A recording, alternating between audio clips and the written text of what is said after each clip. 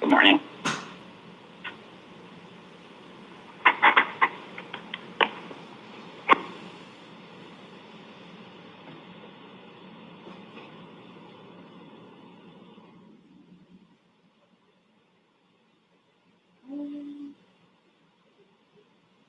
We're going to need to hold for just a second.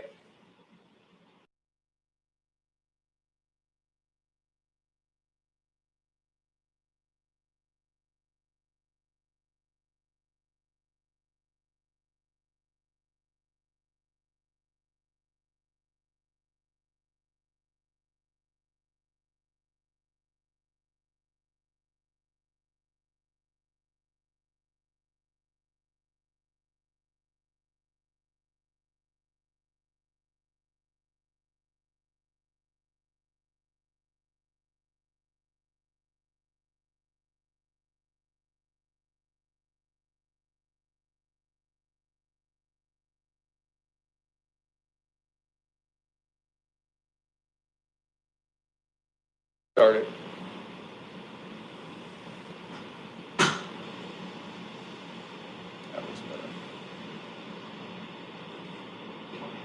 All right, now we're good.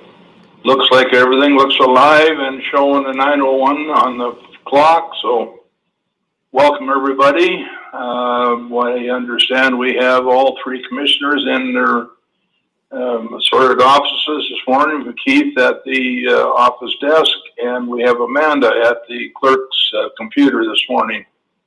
And we do have somewhat of an audience. So with that, if you would join me with the Pledge of Allegiance, please. I see we don't have it on our agenda, but I think it's pretty much well known.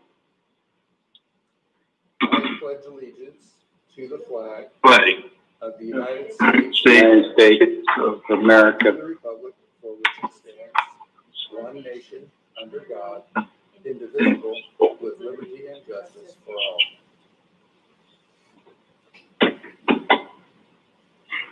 All right, thank you all.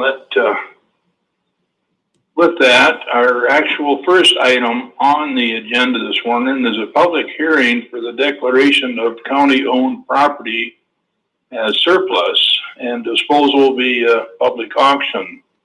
Matt, you want to walk us through that quick?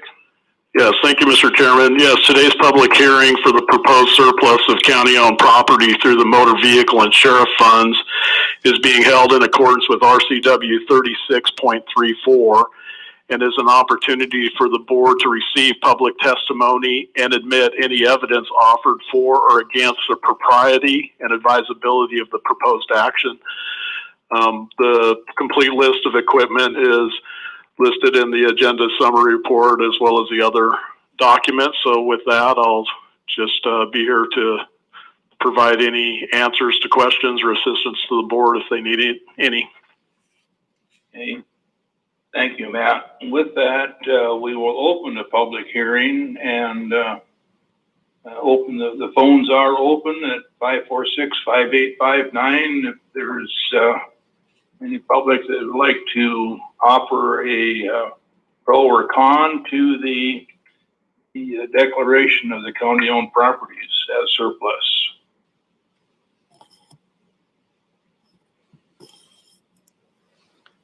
I have no callers on the line at this time, Mr. Chairman. Okay. With that, we'll give them a few more minutes and ask the commissioners if they have any concerns or questions.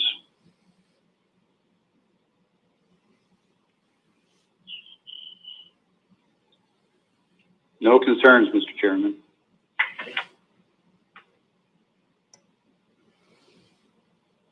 Hearing none. Still nothing on the phone, Keith? Correct. Well, with that, we will close the public hearing, and having everybody had a chance to look at the agenda item, I would entertain a motion for resolution 2020-235. Mr. Chairman, move for approval as presented. I second. Okay, all in favor? Aye. Aye. Okay, thank you. Our next item on the agenda is Franklin County Current Expense Budget Supplement. Keith, please. Yes, thank you, Mr. Chairman.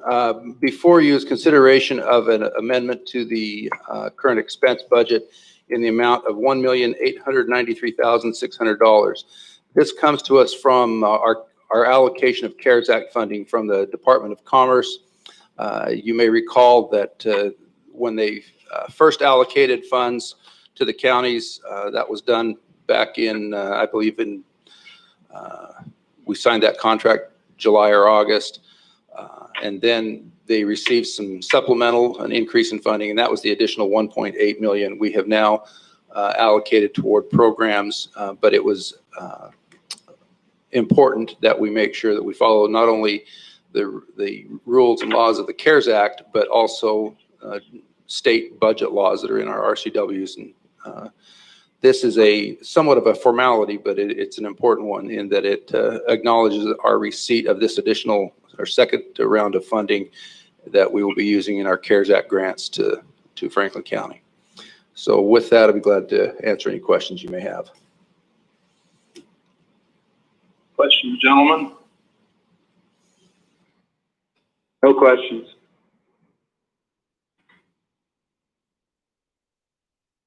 Okay, hearing none, I would entertain a motion to pass resolution 2020-236.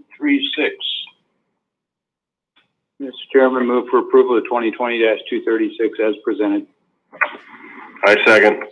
Okay. All in favor? Aye. Aye. Aye. Thank you. Thanks, Keith. Thank you. We have no callers on the line at this time. Okay.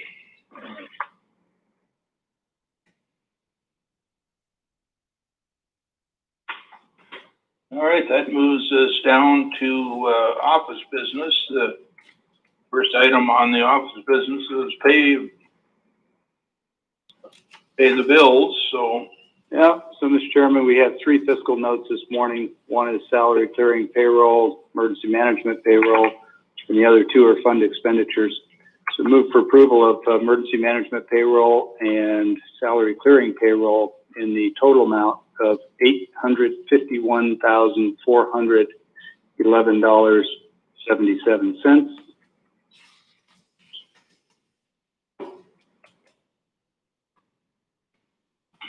I second. okay, all in favor? Aye. Aye. And Mr. Chairman, the second item this morning is fund expenditures. Move for approval of those fund expenditures as presented. Total amount $996,380.68. I second. All in favor? Aye. Aye. And Mr. Chairman, the third and final item this morning, excuse me, is a fund expenditure, a single warrant in the amount of $600,000 and no cents as presented. Second with discussion. Discussion? Keith, on this here, obviously this is dealing with the electrical that's in the back of the book under your department. I'm sorry, the electrical?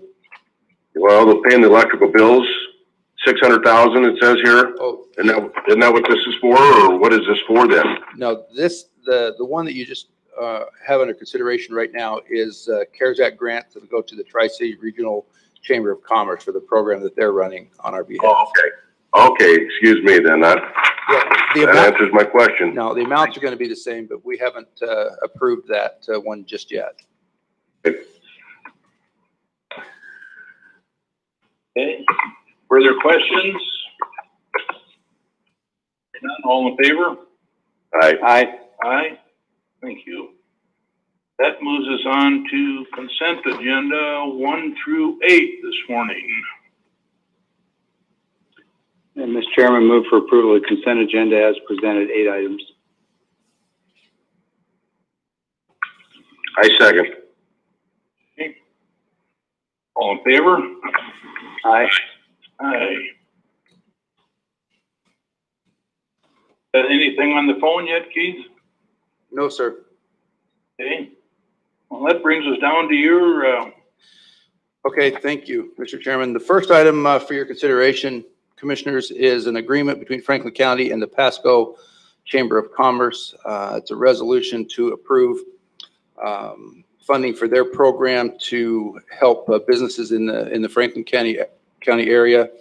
The amount is $400,000 that will be allocated to businesses in the community, and an additional $25,000 is set aside out of a total of $70,000 fee to the chamber for audit costs. And we have worked closely with the Pasco Chamber to put this program together fairly rapidly and get this money distributed fairly rapidly. They are working with the Hispanic Chamber as well as the Chamber in Connell to have a little bit of a different marketing focus than some of the other programs we've had. But essentially, at the macro level, it's affecting the business community that have had shutdown costs related to COVID. So we would entertain your thoughts and questions and hopefully your support for this program. Keith, on this here, I'm looking at the figures here where it says 70,000 will go to the Greater Pasco Area Chamber of Commerce. Again, doing the math on this, that's 17.5%. Is that common?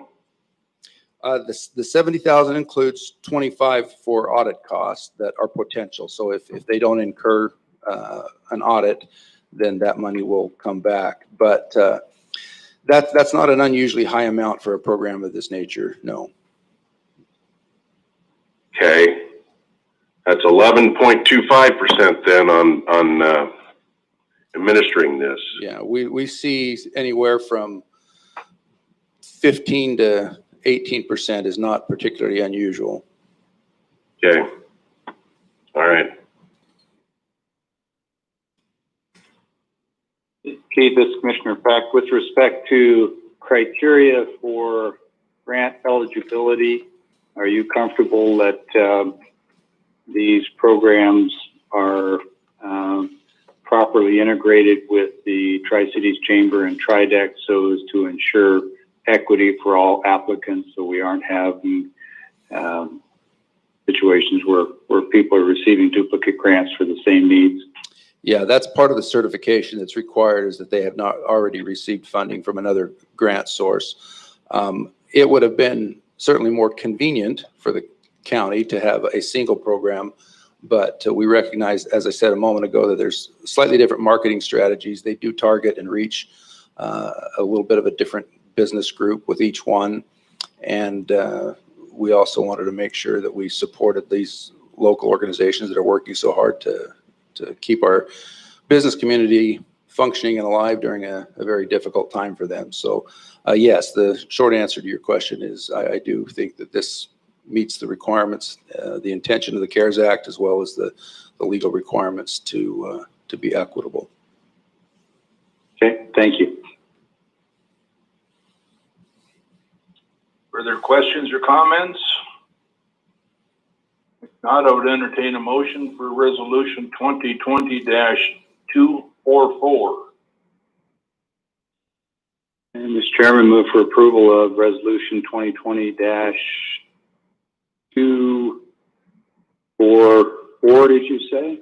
Correct, 244. 244 where it is as presented. Thank you. I second. Okay, all in favor? Aye. Aye. Aye. Thank you, Aye. Mr. Chairman. The second item is an agreement between Franklin County and the Franklin County Public Utility District. It's a resolution to authorize up to $600,000 to the Franklin Public Utility District, of which $500,000 would be used directly for customer accounts that have become delinquent as a result of COVID impacts due to either unemployment or inability to pay due to the economic closure and shutdown that we've experienced over the past number of months. I've worked closely with staff at the Franklin PUD to get an estimate of what their delinquent balances are. And I know the city of Pasco is doing something similar with their utility customers. There's also $100,000 set aside here for direct costs that the utilities district has incurred for their own COVID-related expenses. So that's not necessarily an administrative fee, but it's an opportunity to help them with CARES funding that was intended to make sure that utility districts did not suffer undue economic consequences any more than they have to either. So the total amount here is $600,000 that we're requesting to allocate to Franklin PUD.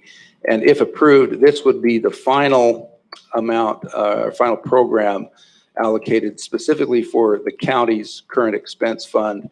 I understand that there is still some money coming through the Secretary of State to the auditor's office for some grants for elections, CARES Act funding that the board will consider at a meeting in the future. But this request for Franklin PUD is the final one that my office, with respect to the Department of Commerce money, is being allocated. The remainder of that balance, as we've discussed a little bit before, it's I want to say about $1.2 million that will be absorbed by the county for our additional COVID costs. Keith, this Commissioner Didier, that you said 1.1 would be retained by the county? We've already expended a good portion of that, but yes, county. Okay, but my question is, what are we retaining for the costs that the jail is occurring with the sheriff and the prisoners and all of that? What are we retaining to help them out? Are we allocated? I haven't seen anything allocated to the jail. Yeah, that doesn't require separate board action because most of that has already been considered. But we are submitting applications to the department, reimbursement requests to the Department of Commerce for the costs that have been incurred by the county, whether it's in the jail and in law enforcement or in general county operations. And that's the number I need to nail down specifically. I can get that for you today, but I just don't have it in front of me. But it's in excess of $1 million. Yeah. Okay. Thank you. Keith, I've been through the ASR and the contract and related documents, but would you just speak to what I think might be a common question in the minds of the public about the money for PUD bills? Some folks are struggling to pay their bills and are paying them, and others will get relief. Could you just speak to some of the basic standards that ensure that we're not inducing people not to pay their bills? Yeah, certainly. The governor, in his orders and rules, required utility service providers to not turn off service during the COVID crisis. And so what occurred as a result of that was a number of utility customers getting seriously delinquent on their utility bills. Normally, the utility district would have turned off their service if they were several months behind and were unwilling to work out some kind of a payment plan or a plan to get caught up. And in this situation where the utility district was prohibited from turning off service, then they are still incurring those costs of providing that electricity to their customers. In many cases, So this go ahead. This program would be retrospective, not prospective. That's correct. Yeah. They have about $500,000. Now, let me be clear that this is not the total amount of delinquent accounts they have, but they have about $500,000 of accounts that are delinquent that they know are related to people's inability to pay as a result of COVID. And so there are those, if they just refuse to pay, but otherwise have the ability to pay, this would not apply to them. This is just those that have been unable to pay their utility bills. Okay, thank you.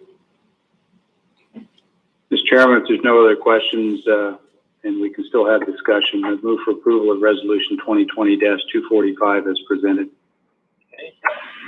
I second. Okay. All in favor? Aye. Aye. Aye. Thank you. Thank you, Keith. We have anything further? I have no callers on the line, and I don't believe I have anything additional to bring before the board this morning. All right. Commissioners, you have anything to bring to the board? Nothing else, Mr. Chairman. Other than a thank you to you for your years of service on the County Road Administration Board. Of course, I was listening in on the meeting last week, and I think, like you said, having a Franklin County representative there, in my judgment, my view, what I observed, probably netted us $200,000 to the road fund that we wouldn't have seen otherwise. Yeah. Well, thankfully, we will be going forward with that seat. They're looking forward to it over in Olympia. So, anything else? Nothing for me, Chairman. Thank you for your service. All right. With that, Mr. Chairman, I do, looks like maybe have one caller coming in. okay.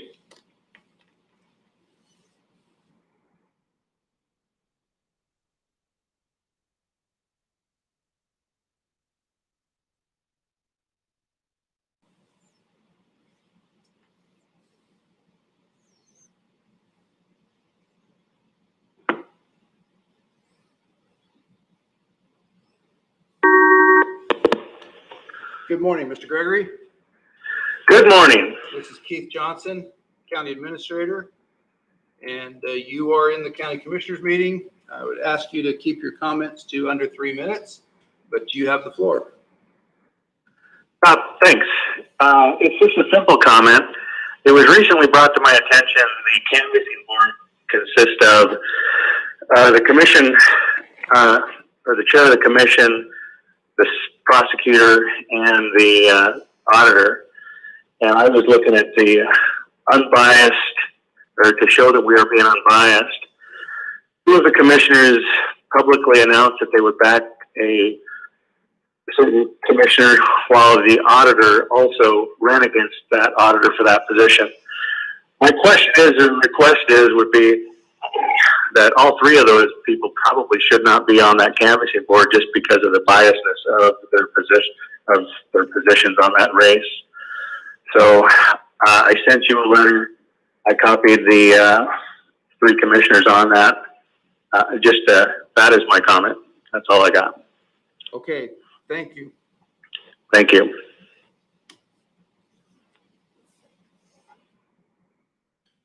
Commissioners, I'll just note for the record that we did in fact receive his comment letter yesterday, and I have referred discussion to the county prosecutor's office for kind of a legal review of what's required with the canvassing board.